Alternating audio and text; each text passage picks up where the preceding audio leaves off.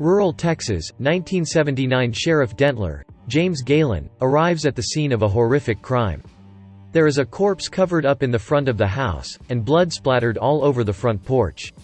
As Dentler goes inside, the deputy tells him to go inside the house to see something particularly gruesome, and Dentler is left stunned.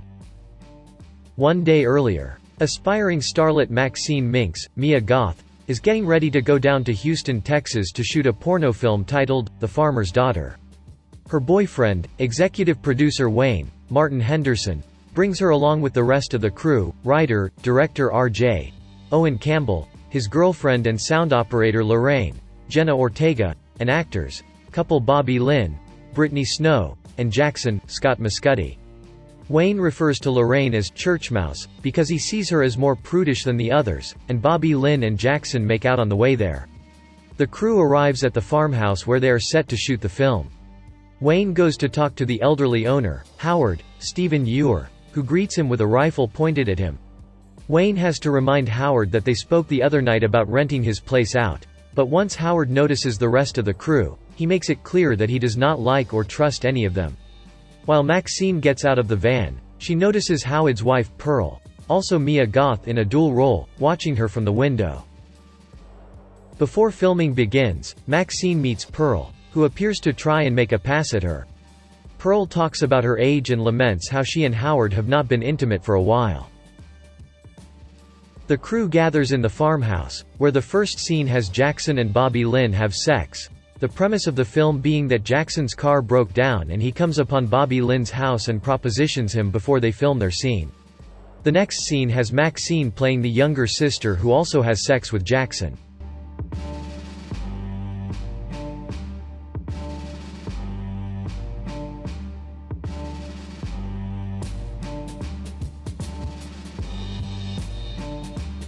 Pearl watches the scene going on and appears to get aroused. She tells Howard she wants him to make love to her, but he declines since he feels his heart cannot take it. That night, Lorraine tells RJ she wants a part in the movie, but he refuses. The others agree to allow Lorraine to have a part, as she wants to actually be part of the film and not just recording sound. The scene goes along, but RJ goes to take a shower where he cries over it. RJ begins to drive away to spitefully leave everyone behind, but he stops when he sees Pearl standing in the road. He tries to help her back into the house, but when she attempts to come onto him, he rebuffs her.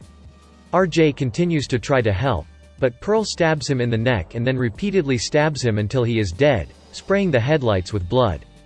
Meanwhile, Wayne goes to look for RJ in the farmhouse and ends up stepping on a nail while barefoot.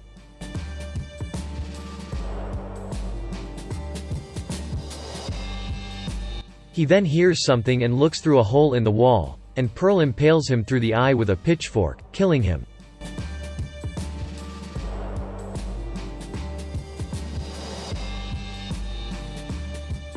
Lorraine gets up to go look for RJ, while Howard says that Pearl is missing.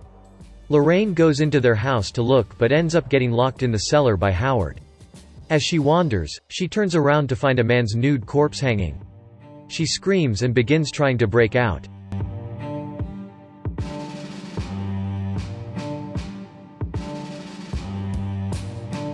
Howard gets Jackson to get up and help look for Pearl.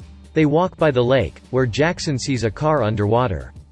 He turns around to find Howard saying he knows what Pearl has been up to, and then blasts Jackson in the chest with his shotgun, his corpse falling into the water.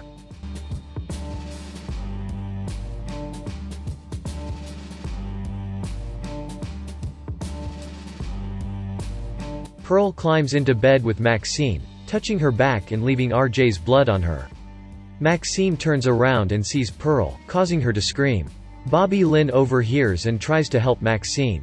She sees Pearl running out of the house and follows her to the lake.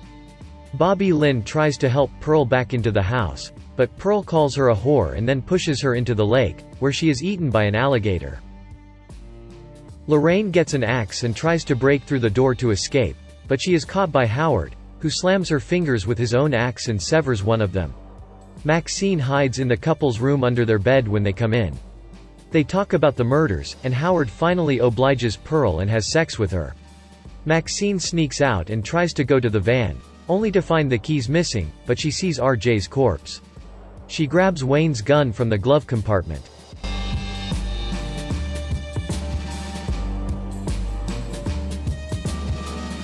Maxine runs to the cellar to free Lorraine. While she tries to get them out, Lorraine blames Maxine for everything that has happened. Lorraine begins to run out of the house, only to get shot in the face by Howard.